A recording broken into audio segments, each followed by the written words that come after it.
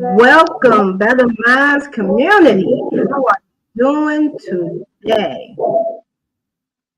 Okay, so our topic today, dysfunctional thinking patterns.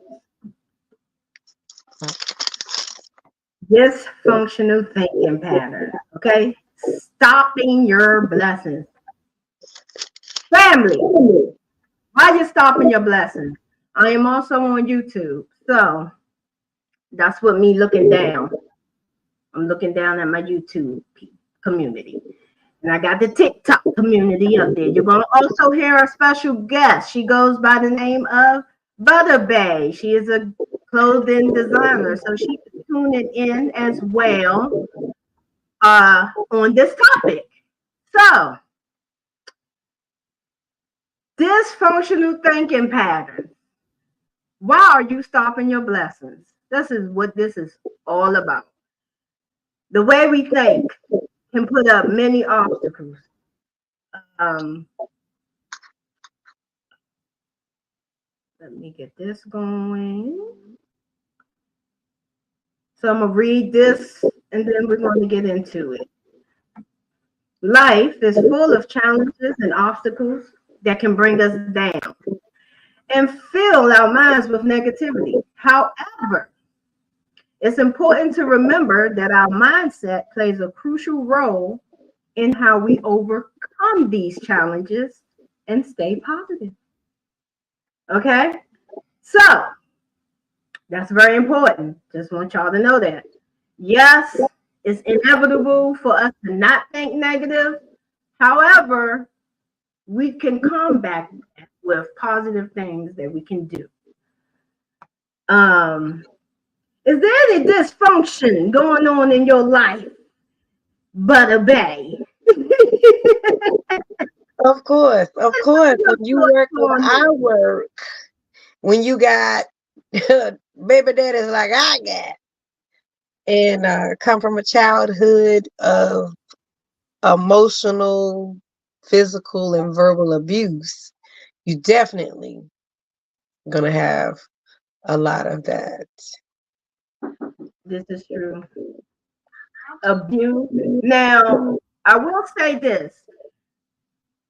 Dysfunctional thinking patterns come from poor self-esteem, past traumatic experiences, bullying or being treated unkind by others. All of these transpire into negative thinking patterns. It actually shows, and it shows in how you react. You receive, assimilate, react. It shows that way in your thinking. Hello, family. Hello, TikTok family. Hi, goddesses. Thank you for joining. You're in the bushes? Okay.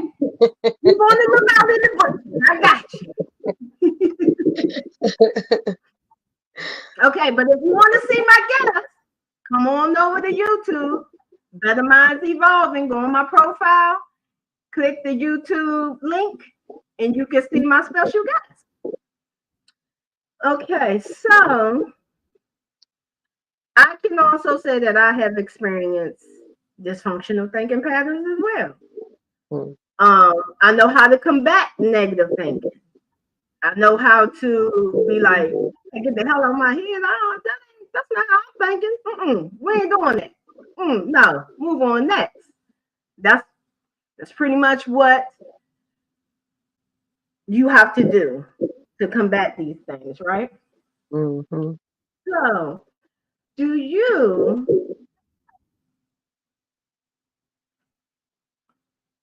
how do you feel that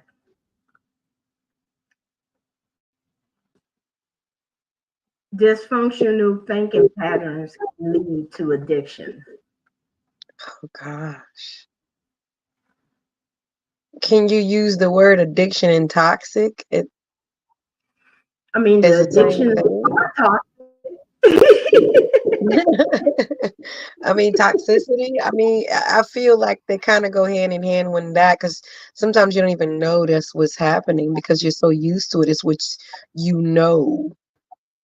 And I think you mentioned it yesterday. It's unlearning that type of behavior and things. Yeah, that's one of my main issues is get into that point where I'm there. I'm getting to the point where I can unlearn what I have already been through. And that's we talking like 40 something years of Unlearning, because it all unlearning. stems from childhood. Well, Yeah. it's the start from childhood. We don't realize that from the beginning of the childhood, it gradually, every experience we go through, everything we end up doing, it gradually sticks to the trauma that have already previously happened. And if it's the same type of trauma, it's going to stack on, stack on, stack on. Then you're going to always just think negative about that type of situation because it kept happening. And now your thinking pattern is crooked. That's a nice word. You got a little bent up in there. It ain't a straight line. It's crooked. That's a nice word for it. That's a real sweet word. I like to keep it nice. I like to keep it nice. So, is there any situation that you may have come across, or give an example of how a dysfunctional thought came into play? Oh gosh. So, going to work. Once I walked through that door, I immediately began to hiccup. For me, hiccuping is a sign of anxiety because it might just be a beautiful day. Like I can look and I can see one or two trays, one tray of mail, nothing else in there, no parcels, no nothing. The day is sunny, no rain. But because of previous issues, it starts to build up. And I start to overthink. I start to think that this is going to be a bad day because of it has previously happened where there's been situations or I've been made to feel like some kind of way, or I looked at the schedule and it triggered me to be like, oh my gosh. So immediately I'm hiccup, hiccup, hiccup, hiccup. They were like, oh, she's in the building.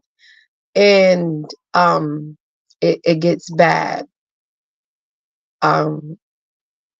Yeah, I'm learning how to deal with that.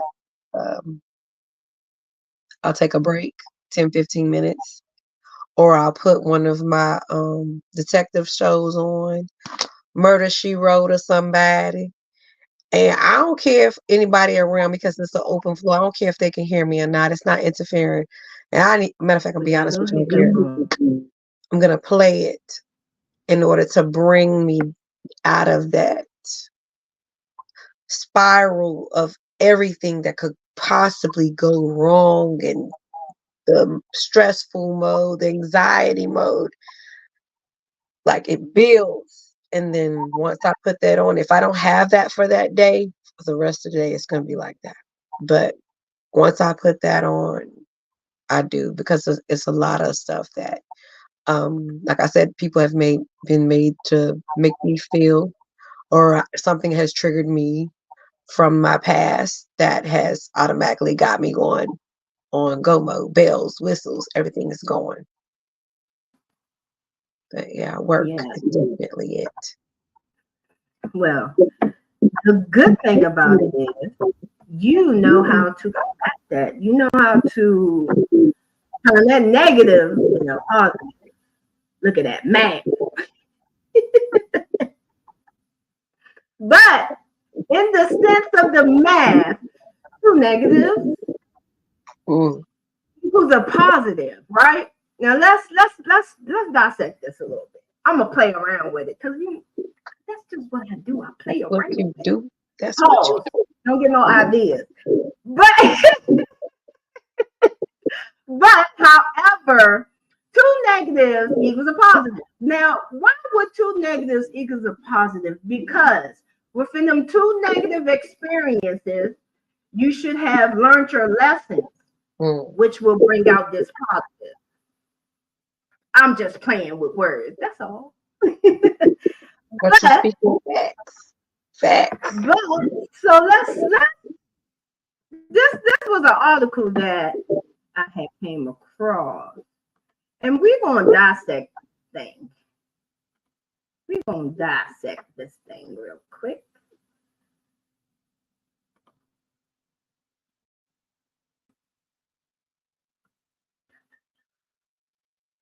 Okay. Now remember, we're talking about dysfunctional thought. Thank you for passing through. Thank you for showing the likes. Keep liking.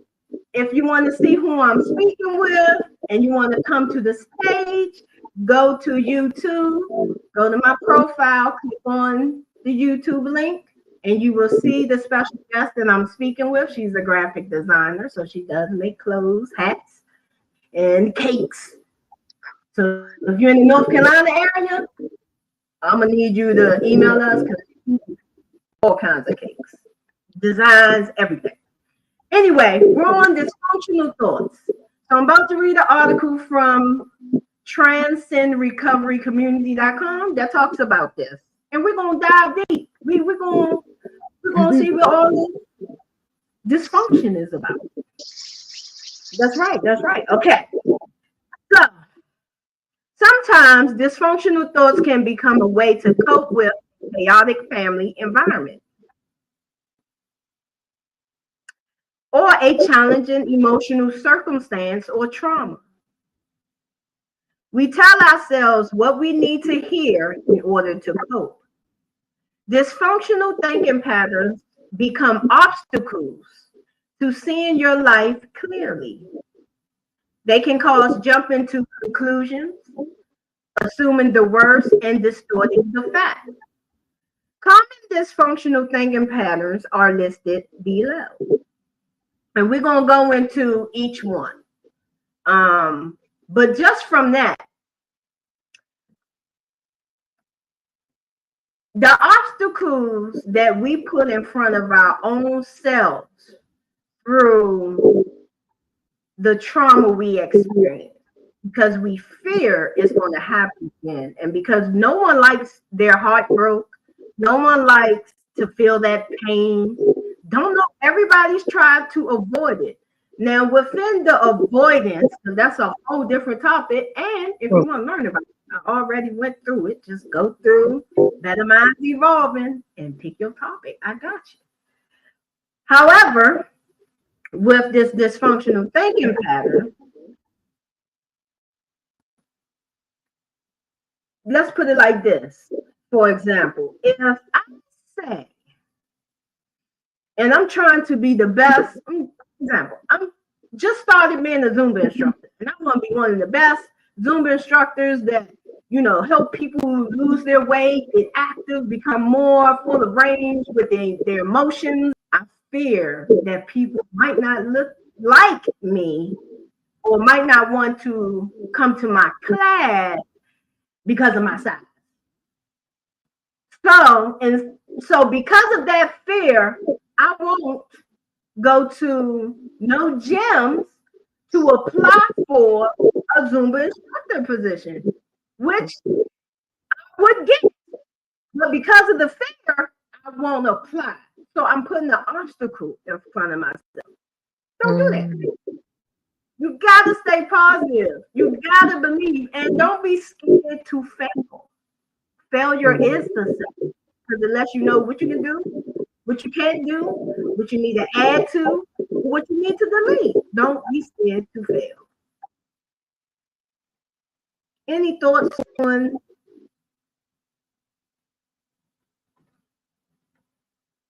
it being an addiction now? As far as, because you mentioned something about triggers, which is very important. And because trigger feelings of unworthiness, hopelessness, loss, grief, or you just don't want to deal with something, it can create an addiction from the trigger feeling. And we all know that addiction is something that you just can't stop. Mm-hmm.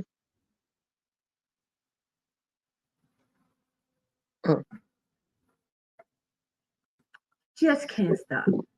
Okay, so why do we negative label ourselves? Where does that come from? You mentioned it earlier about abuse. Yeah. Verbal abuse.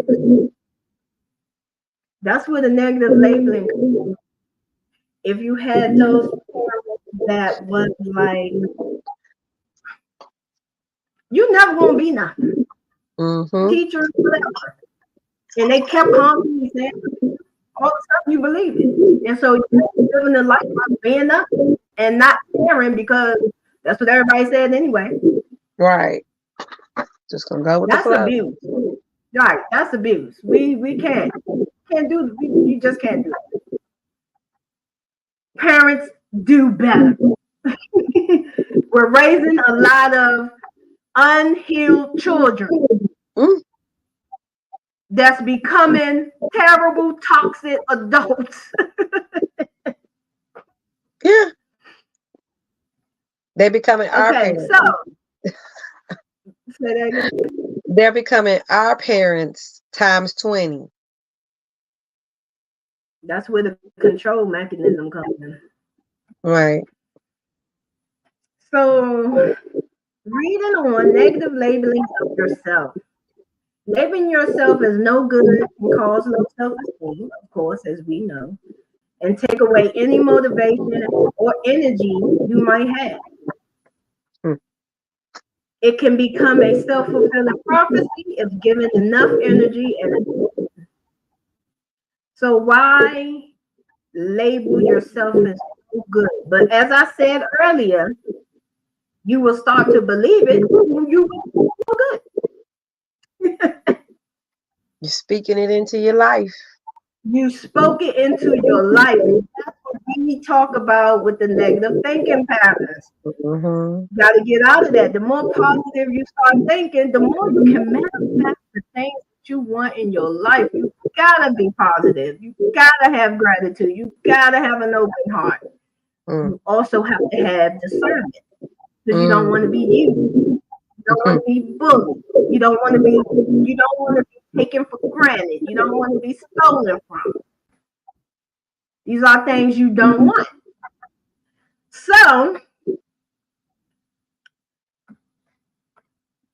by not trying, you end up adding to your feelings of failure and low self-esteem. You might fail an exam, for instance, and immediately label yourself. Doing so takes the motivation out of trying harder for the next exam, depending on how strong your mind is. Because although you say, damn, I'm stupid, I failed the test. Are you going to give up? Or are you going to try, study, and try to pass the test? Some will give in. Some will give up. Depends on where your strength is at.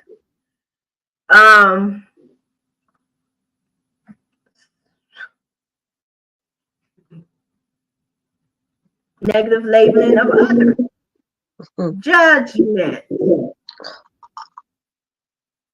We don't need to be judging. We don't need to judge nobody but ourselves. And we don't even need to judge ourselves. We shouldn't have to do that either. Because you're not letting yourself be free. Because you judging yourself, you as well. Mm-hmm. You saying you stupid is judging yourself, and then you won't go take that test. Yeah. Oh, I'm stupid. I ain't gonna waste my time. I used to say it.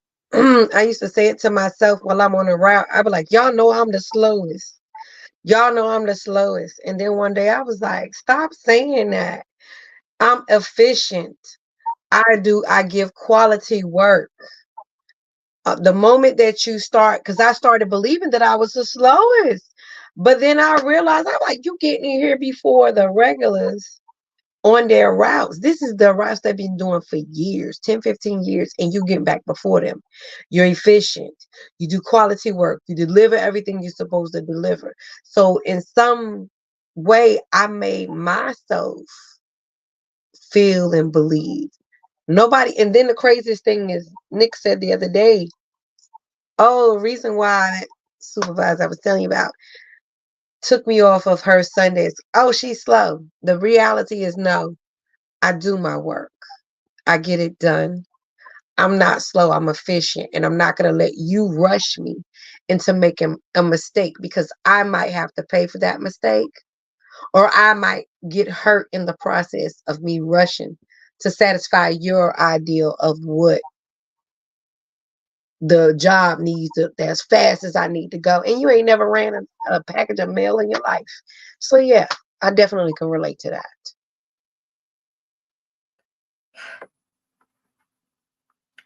This dysfunction thinking pattern. Now, I know I'm not sure, but I'm almost sure that a few people have seen Amanda Seals' interview. She had 2 interviews that I've seen with 2 different people. If you ask me, she has a dysfunctional thinking pattern. She's real dysfunctional. And if you want to come and chat with me, Amanda, we can go. We can do it. But I'm gonna need you to work on your thinking because the way you label yourself, you got it going outward into the world, and it's giving you depression because you see it. Okay. You see it. It's what they say. Get together. That's what we gotta do. You're an adult at some point because on I think Club Shay Shay, I think on Club Shay Shay she was saying that people didn't like her. Everywhere she go, people didn't like her. She went to college and you know, before she got there, all the girls had decided, it was 7 of them that they didn't like her. So she decided to go ahead and buy alcohol and have a sit around with all the girls and ask them why they like her. And she wanted their truth. And they was like, bougie, you're extra, you're this, you're that. Oh, y'all just don't like me because I'm great. That's toxic. That's past toxic. It's the dysfunctional thinking. And you're gonna put somebody else in a position to have to label and judge you so you don't have to do it yourself. It's dysfunctional. So you can play victim. So you can play victim. Yeah. Dysfunctional thinking. You gotta get it together. She's too old. The years means you're too old. And then I know people say once you a certain age, it's too late. It's never too late. Never. You just want to stay like that. Yeah. Just admit it. You like being the way you are. It ain't got nothing to do with you not wanting to change. That's how she gets her attention. That's how. What is that? Is that shadowing? When you display something, you display. I'm trying to think of that shadow when you giving off something, but it's not really you. It's not who you are. I forgot what that was. Just because it's a part, just because it's something that you've done, it doesn't make it you, who you are. your personality. It's just something that you've done. I don't do well with with making yourself a victim when it's not even warranted. Right. That victim conscious. Why? Why do you want to be a victim in the first place? Attention. Why do you need attention? There's a such thing as positive. Girl, it's self-reflection. It's self. You don't have enough of confidence. You don't love yourself enough to know what you're working with. That's just my opinion. And because of that, that's where dysfunctional thinking comes into play. You gotta be and, on some dysfunction. and if you need help, guess what? This one right here, I can help you. Sure will. I can get your thoughts straight and not narrow. Just like that. It's simple. It's all about digging in to where that pain starts. And once you grab it, you pull it out. You keep grinding. You keep grinding. You pull it out, pull it out, pull it out, pull it out. Will it go away? No. It won't go away. It's a part of you. However, you can use your tools. You can combat negativity with the positiveness, gratitude, giving thanks, all those good things. Just being positive. You have no idea the world will open up with a positive mindset. But that's you know how you helped me overcome a lot of that. I've gotten notes where when we first started off with your life coaching, I got them hanging in, like I taped them to my indoor, my closet, the outdoor, my mirrors, my walls. When I go to brush my teeth, is there to help remind me of a lot of positive thoughts. When I go negative, it's positive. It's there in your face. It's in your face. Those are you can do those things to help that out. Because it's not going to go away. Yeah. But as we know, 3 weeks, 21 days makes a habit. So if you get in the habit of saying positive affirmations to help you become a more positive mind thinker, and if you need help with that, I have a tribe of goddesses called the Divine Goddess, and we post affirmations daily, and you can check us out on there. Now, negatively predicting the future with a dysfunctional thinking pattern is common among those who have depression or anxiety. When there are unpleasant or anxious feelings about an upcoming event, it's common to rehearse that event in your mind and foresee all the negative circumstances. This, of course, takes away from the ability to enjoy that event while it's happening and also make the most of the experience. This can also take the fun out of other experiences similar to the one imagined in a negative light. Right? So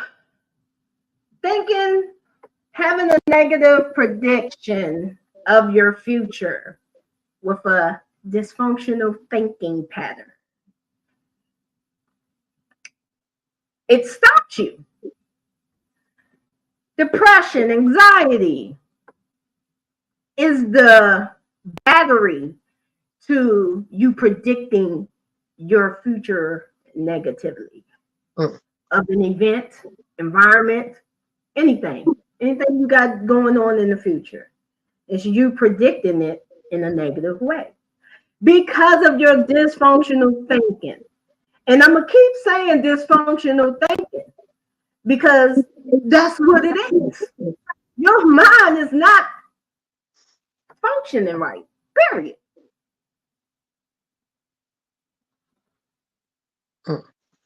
to it.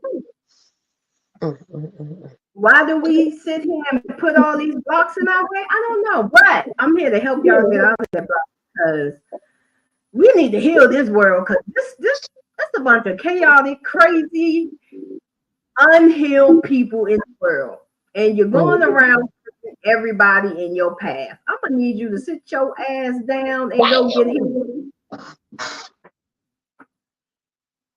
Sorry, I don't mean or swear in my live shows, but when the passion is passion, you're gonna get a word or two. Yeah, okay. Several seats. So here's the thinking, the worst when it comes to a dysfunctional thinking pattern. Sometimes it's possible to jump to conclusions based on the behaviors of others. For instance, a woman's husband comes home from work and he is subdued than other days. She immediately jumps to the idea that he is withdrawing from the relationship and wants to end their marriage. Another example, when a friend calls to say he can't make your birthday party, you assume that he doesn't like you anymore and is distancing himself from you. That's thinking the worst. Why? Why think the worst? Why people catch us? We in this damn skin. Why do they have to conform to you? Okay, so we was discussing that control type of thing because of past issues. Okay, anytime I speak, I'm speaking on experiences, life.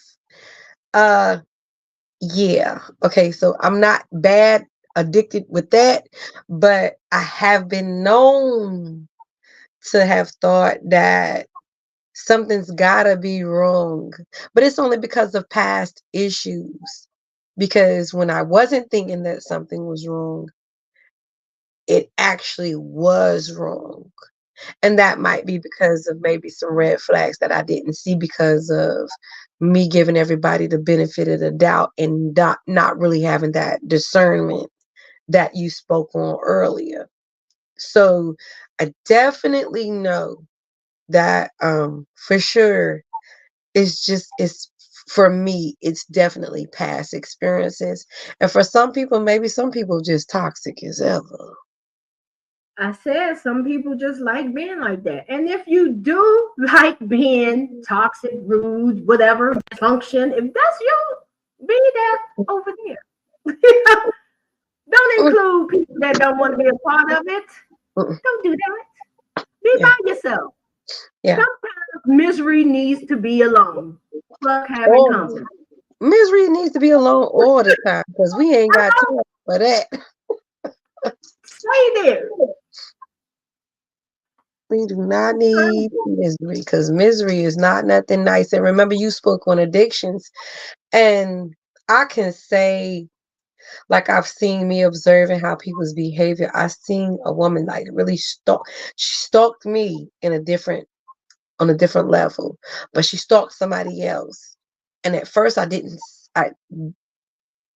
see that that's what she was doing, but it could be an obsession. It could be something that make them feel superior. You know what I'm saying? Yeah, a person that stalks is an obsession about you that have them stalking you. But yeah, I be really feeling like you when you use those words addictions. Now I just be feeling obsessions. Those words be popping out at us. Obsession, controlling. You know what I'm saying? Different. Those all in one pot. Yeah. Yeah. So thinking the worst literally will put the block in front of you. That's to it, because if your husband come home and this is the one day he just plopped out and just was extra tired, and you can feel it, and you thinking he's withdrawn from the relationship, this is the one day out of 89 days that he's been on the go. Nothing in your mind is saying, oh, he's tired. Let me pick up today and let me let him rest. let me give him a foot rub. Let me do whatever. But your mind went left because it's something different. Instead, what you could have done or should have done is ask a question. That's easy. You seem a little on the low side with your energy today. Are you okay? Yeah, babe, I'm okay. I've been working 89 days straight, and I think it just hit me today, so I'm feeling extra tired. Wow. Look how them two situations happen with a different thinking pattern. Dysfunctional thinking pattern. Stop assuming. When you assume, and you become a what? The rump roast. Whole rump roast. Come on now. Okay. Moving on to, I believe this is the last point, discounting the positive. Ooh. So, your core beliefs, and I did a segment on that too. Check my YouTube channel out, Better Minds Evolving. And it's about a bunch of stuff that we all need to heal from. So, core beliefs about the world can prevent you from seeing the positive. For instance, if you have a core belief about being unworthy, you may not be able to see the value that you bring to your job, in your workplace. You might discount the positive when a coworker praise your efforts. For example, like you said, Butterbay, when you walk in and you there's people that have been working there 10, 15 years and you just slow because they left out the door before you, but you come back in before them. Which makes you more efficient because you made sure that you were so organized before you got to your route. You made sure, okay, I'm gonna hit this side first. Bing, bing, bing, bing, bing, bing, bing. Efficient. But not saying you think like that now because you don't. But prior, you felt like you're the slowest person when in your mind you was the fastest person because you came back before them, but you felt like you was the slowest. Right. You discounted the positive. Right. And we don't want to do that. Nope. When you're great, be great. Love it. Toot your horn. Don't let nobody make you dim your light. Stay in high graces. Boom. Keep shining, because guess what? The brighter you shine, the more they decline and move out your way. And they don't like it. No. They don't like it. So don't dim your light. Don't stop being you. Keep being you. Who's special? You better say I'm special. Oh, I know I'm special. And not the yellow bus kind. Or the short bus, the BB. If y'all didn't hear her, she said, I'm special. And not the yellow bus kind. Or the short bus, as some people say. They be giving it all you can give. So, any thoughts on this? Anything you want to add to this dysfunctional thinking pattern? I just say, I be feeling it. I just wish the world would just go get some help. I'm not raising my kids to be dealing with people and their dysfunctional thoughts, their bad, poor behaviors.